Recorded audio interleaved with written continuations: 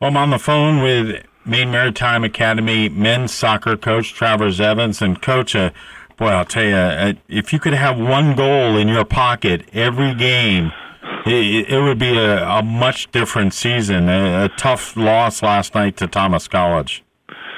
Yeah, Thomas, who's on top of our conference right now, and actually they were number 24 team in the country in the NSCAA poll last week.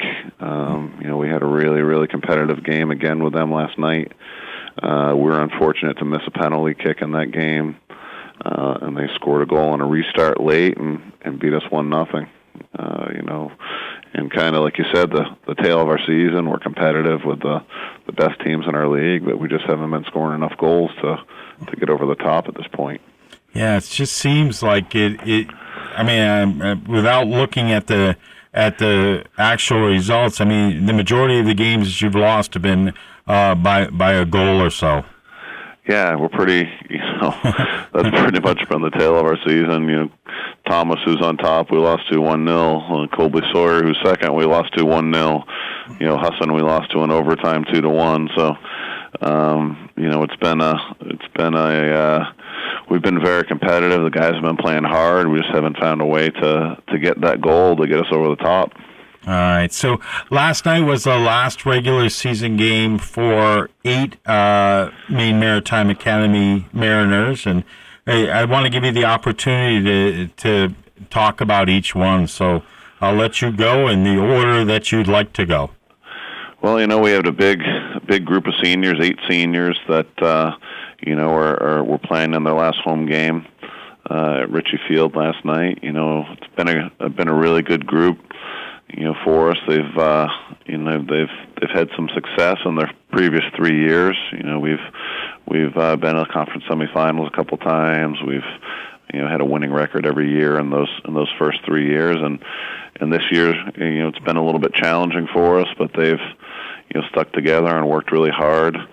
We've got 8 seniors. John Reeks from Bedford, New Hampshire, who's a really fast, dangerous forward for us.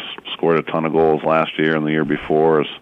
Has not found his mark yet this year, but we're hoping in these last 2 games he can get going a little bit and help us get through to the conference tournament.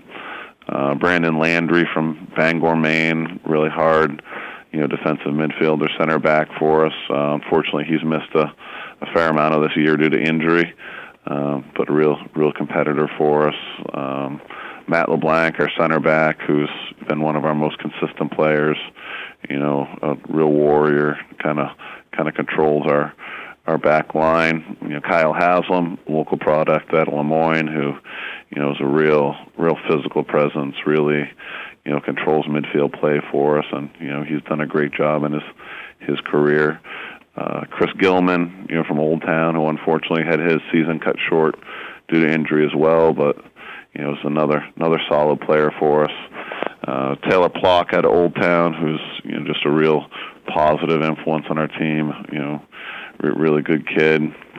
Brian Susi, who's a real creative forward for us and has had a good career, and then Bo McLean, who's out of Newcastle, who is probably our most improved player from the time he got here to the time he's left, and he's been real instrumental for us this year. And I think the biggest thing about this group is they're really good students. They do well academically. Good kids. They are really tied into the campus community. Chris Gilman, for example, is a student representative on the board of trustees. A lot of them are involved in campus organizations and groups, and it's been a real good class for us. Like I said, they've done a good job on the field, but done a really good job in the classroom and on campus as well. It's going to be tough to replace 8 players. Tell us a little bit about how recruiting is going and how you restock. Losing 8's a big number. Yeah, it's the biggest class we've lost in a while. Recruiting's a never-ending process. We've had a bunch of kids on campus already, been in contact with a bunch of other kids, prospective student athletes to come in for next year. But the one thing that, we've got a pretty good group of underclassmen, but you're right, the experience that a lot of those guys have is something that's going to be difficult to replace. We'll be a lot younger next year than we were this year. We played a lot of young kids this year, but graduating that big a class, a lot of those young kids are going to have to step up that are here, and we're going to have to go get some guys that can come in and contribute right away for us.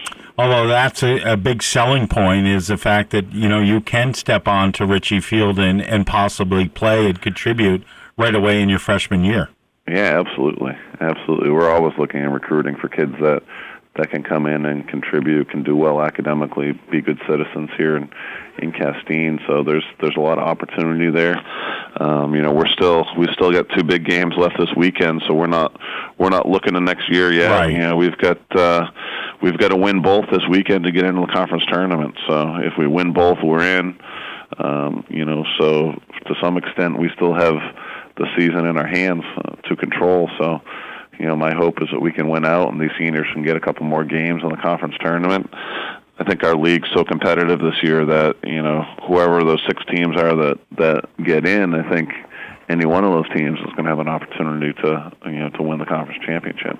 All right, sounds good. So what we'll do is we'll talk next Wednesday. We'll find out how this weekend goes against the Vermont schools, and we'll either look forward to the playoffs on, would be the 31st? Yeah, following weekend. Yeah. Okay, and then we'll go from there. Sounds great, Chris. Thanks a lot. All right, Coach. Have a great week. Good luck. All right. See you.